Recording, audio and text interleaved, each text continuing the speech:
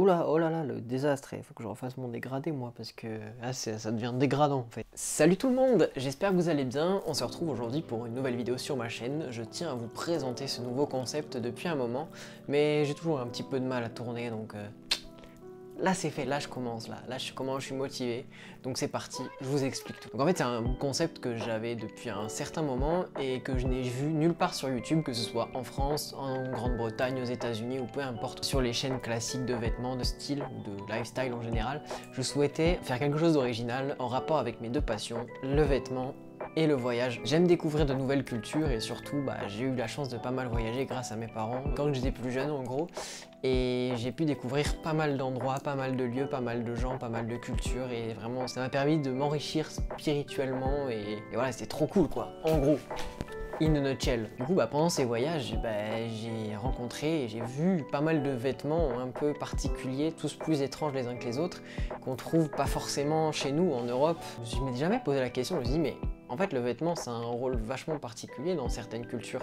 Donc pourquoi ne pas en parler, pourquoi ne pas le raconter? C'est ce que je vais faire aujourd'hui. Donc vous l'aurez compris si vous avez lu le titre, la vidéo d'aujourd'hui va porter sur le poncho péruvien en vin. Donc je tiens à vous dire que cette vidéo est en partenariat avec la marque Perus, qui est une marque française qui produit des vêtements au Portugal et au Pérou. Donc déjà merci à Perus d'avoir accepté ma demande de partenariat très récemment. Là sur Instagram on a pas mal échangé avec Julie notamment, la community manager, que je remercie très chaleureusement pour sa confiance, et j'espère de tout cœur que notre collaboration pourra continuer dans le futur. Donc dans ce partenariat, Perus m'a envoyé ce t-shirt que j'ai sur moi là. Le t-shirt s'appelle Montaña et il représente ici, le motif que vous voyez là, représente la ligne d'une montagne des Andes. Il est en 100% coton et il est fabriqué au Portugal. Son grammage est de 200 grammes et du coup permet d'être assez résistant. Et franchement, je suis très agréablement surpris par la qualité de ce t-shirt qui moi vraiment me plaît beaucoup. J'aime beaucoup la couleur. Ils m'ont autorisé à choisir la taille et la couleur.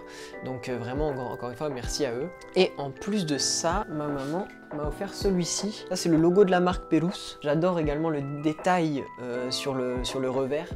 Revers qui est cousu d'ailleurs, hein, si jamais vous aimez les revers sur vos t-shirts, celui-là sachez qu'il est cousu dessus. Ça c'est le drapeau péruvien. Je suis obligé de me cambrer, de me plier dans tous les sens là. Pérou c'est bien plus que des t-shirts, ils produisent des hoodies, des chaussures, des sweatshirts et des sacs il me semble, voilà c'est ça. Ils sont d'une très bonne qualité et d'une très bonne confection parce qu'ils sont fabriqués au Portugal, je le disais. Ce que j'aime chez Perus en fait c'est... Premièrement, la qualité de leurs produits, donc une confection européenne ou péruvienne dans le respect de l'artisanat et le respect de l'être humain. Du coup, ça permet une production juste avec une rémunération juste des producteurs et des artisans. Donc au niveau de la qualité, il n'y a rien à dire, hein. C'est vraiment, ça se voit que c'est résistant, c'est doux, c'est très agréable à porter. Vraiment, je dis pas ça parce que ils me l'ont envoyé ou qu'on est en partenariat ou quoi. Je ne touche 0 €, je touche 0 € hein, pour ce partenariat. Juste, ils m'ont fourni ce t-shirt là. Et l'échange en fait, c'est que je parle de leur marque et de leur t-shirt. Voilà, tout simplement. Ce que j'ai particulièrement aimé chez Perus, c'est qu'en fait, quand on achète chez eux, 1 € de notre achat est reversé à l'association Los Chicos de Cusco, qui est une association qui permet de financer une journée à l'école des enfants de la région de Cusco. Et donc, ça permet de financer le salaire des enseignants, ça permet également de financer les fournitures scolaires, ça permet de financer l'entretien de l'école, etc., etc. Bon, du coup, en ce moment, c'est un petit peu compliqué au vu de la Covid-19 qui sévit encore au Pérou de manière assez virulente. Les enfants ne sont toujours pas retournés à l'école depuis 2 ans. Si jamais vous voulez les soutenir, n'hésitez pas à aller sur le site de Perus, où vous pouvez également faire une donation directement à l'association Los Chicos de Cusco. Je mettrai tous les liens en description bien évidemment. Donc en gros, pour résumer ce qu'est Perus, c'est une marque française, fabrication européenne et péruvienne, également certains modèles de chaussures. Également une marque responsable dans la mesure où elle permet de financer une journée à l'école pour chaque produit Perus acheté. Donc ils ont déjà récolté plus de 65 000 € grâce au projet Two School for Shoes. Two Shoes for... non. Ouais, two shoes for school. Voilà. Si vous voulez aider, hein, bien évidemment, n'hésitez pas à faire une petite donation. Ça coûtera le prix que vous voulez, plus les frais d'entretien de la plateforme. Autrement, il y a toujours moyen de se faire plaisir en s'achetant un petit t-shirt. N'hésitez pas à aller voir tranquillement. Je vous mets tout ça en description. Voilà, on peut commencer le sujet de la vidéo. Ah bah oui, on ne voit plus. Le poncho, il date de siècles avant notre ère. Pour vous situer un petit peu de manière spatio-temporelle, on se trouve en 400 avant Jésus-Christ sur la côte sud du Pérou. On s'intéresse à la civilisation Paracas. Donc si certains sont intéressés par les civilisations précolombiennes, il faut savoir que bien avant l'arrivée des Espagnols, une longue série de civilisations se sont succédées à des endroits plus ou moins différents géographiquement. Inca, la plus connue. Autrement, on a la civilisation Nazca, Paracas. C'est tout un tas de civilisations qu'on pouvait retrouver à des époques différentes. Je vous mettrai une petite frise chronologique à l'écran pour que vous puissiez vous faire une idée du nombre de civilisations et également quand est-ce qu'elles ont prospéré et dans quelle région du Pérou. Le mot Pérou est un peu anachronique dans ce que je dis, mais bref, c'est pour que vous saisissiez l'idée, pour que ce soit un petit peu plus intelligible. Bref, 400 avant Jésus-Christ, côte sud du Pérou, civilisation Paracas. C'est les 3 informations essentielles qu'on a pour dater l'origine du poncho. Voilà, poncho c'est cette espèce de grand drap en laine de lama, en laine de mouton, en laine d'alpaca, en laine de tout ce que vous voulez, qui est assez coloré et qui est coupé au milieu, une fente pour la tête, c'est tout simple, vraiment c'est tout simple. Les ponchos découverts à Paracas lors de fouilles archéologiques ont été retrouvés dans des nécropoles, donc en gros là où on enterrait les morts, là où on enterrait les sacrifiés, etc., etc. Ils avaient une signification assez macabre puisqu'en effet on s'en servait pour les sacrifices humains et également pour le voyage dans l'au-delà vers les esprits. Ce qu'il faut également savoir, c'est que c'était réservé exclusivement à la haute société Paracas, les hauts prestataires, les chefs, les gens importants en gros avaient accès au poncho, car en fait le poncho avait pour but de montrer la puissance de la personne qui le portait. Et en fait pour connaître la puissance de la personne qui portait ce poncho, il faut regarder la couleur du poncho, le nombre de motifs, la taille des motifs, et voilà. Si on avait une couleur rare, par exemple, je sais pas, je dis n'importe quoi, le rouge, plus il y avait de rouge, plus on était puissant. Plus il y avait de gros motifs, plus on était puissant. Plus il y avait de motifs également, plus on était puissant. Si vous voulez, c'est vraiment pour savoir qui avait la plus grosse, quoi, voilà. On va pas se mentir. On peut retrouver cette méthode également sur les tatouages des guerriers Maoris, des explorateurs Maoris en ancienne Polynésie, où eux aussi montraient leurs exploits en dessinant des motifs, des histoires sur leur corps directement. Petit parallèle que j'ai remarqué, je me suis dit mais même s'ils étaient éloignés à des centaines de kilomètres, à des centaines de milliers de kilomètres carrément, et des années de différence également, les modes de fonctionnement sont assez similaires. Donc sur les ponchos, on peut retrouver pas mal de motifs géométriques et surtout des motifs liés à la nature. Par exemple, on avait des représentations de jaguars, d'oiseaux, de perroquets notamment, de serpents aussi. Donc tout ça c'est des animaux respectés car ils représentent de manière générale des divinités, notamment le jaguar qui est un animal extrêmement représenté dans l'art précolombien en tout genre. Donc voilà l'usage qu'avaient les Paracas et de manière plus générale les civilisations précolombiennes pour le poncho.